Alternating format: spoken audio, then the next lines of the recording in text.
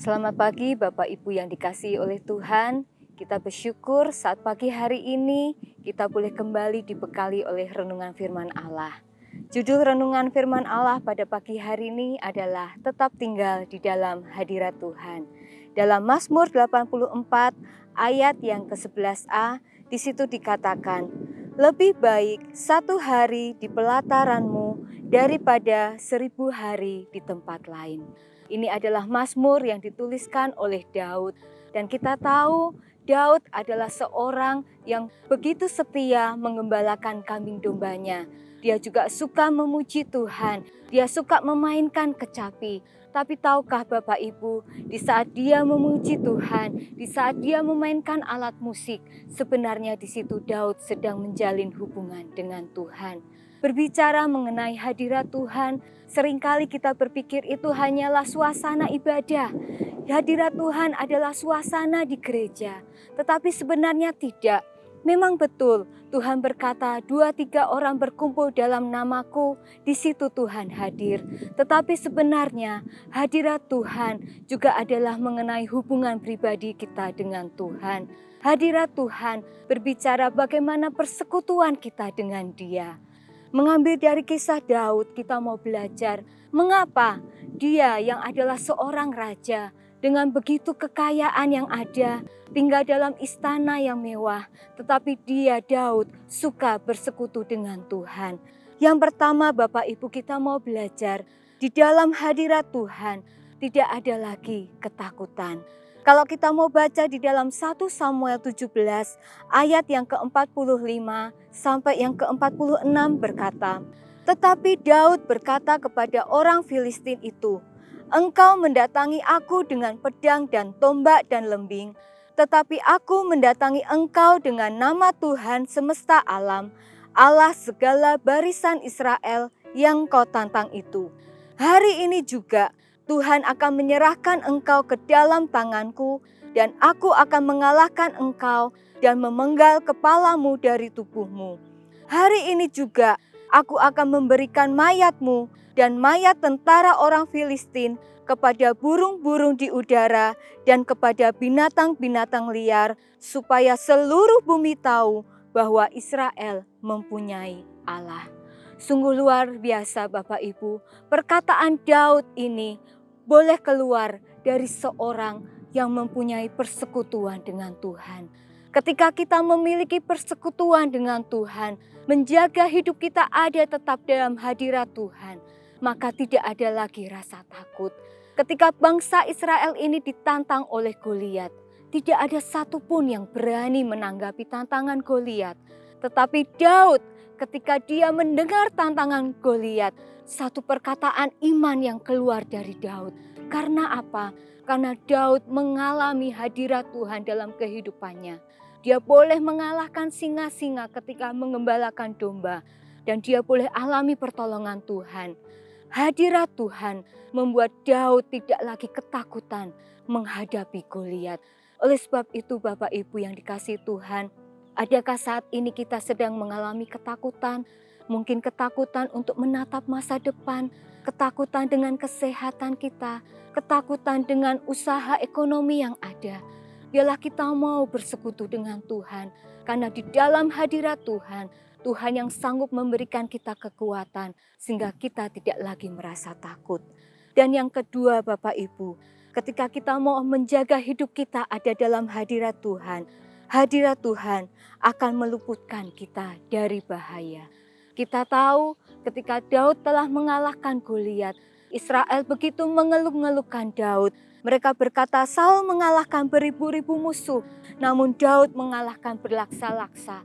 Dan dari perkataan itu muncul rasa dengki, rasa iri, rasa tidak suka Saul kepada Daud. Hingga Saul mencoba untuk melukai Daud, Saul mencoba untuk membunuh Daud. Namun kita tahu, pertolongan Tuhan nyata pada Daud. Kalau kita baca dalam 1 Samuel 18 ayat yang ke-10 sampai ke-11. Keesokan harinya, roh jahat yang daripada Allah itu berkuasa atas Saul, sehingga ia kerasukan di tengah-tengah rumah. Sedang Daud main kecapi seperti sehari-hari. Adapun Saul, ada tombak di tangannya. Saul melemparkan tombak itu karena pikirnya, baiklah aku menancapkan Daud ke dinding. Tetapi Daud mengelakkannya sampai 2 kali. Bapak Ibu, kita tidak tahu bahaya apa yang ada di sekitar kita. Bahkan kejadian yang akan datang di waktu mendatang pun kita tidak tahu.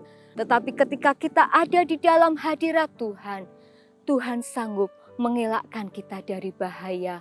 Mungkin bahaya kebangkrutan, mungkin bahaya penipuan, mungkin bahaya akan rencana-rencana jahat. Percayalah, ketika kita mau tetap tinggal ada dalam hadirat Tuhan, Tuhan akan memampukan kita mengelakkan bahaya itu menimpa kita. Dan yang ketiga Bapak Ibu, hadirat Tuhan akan memampukan kita untuk mengampuni kesalahan orang lain. Di dalam 1 Samuel 24 ayat yang ke-9 mengisahkan di mana Daud ketika dia dikejar-kejar Saul, dia ada di dalam gua En-Gedi. Dan waktu itu Saul pun terus mengejar Daud hingga dia masuk dalam gua itu untuk buang hajat. Ada kesempatan untuk Daud ini membalas kejahatan daripada Saul. Ada kesempatan untuk Daud ini bisa membunuh Saul.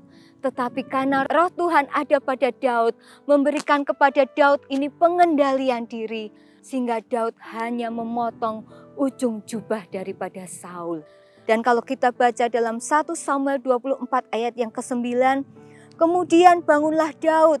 Ia keluar dari dalam gua itu dan berseru kepada Saul dari belakang katanya, "Tuanku Raja."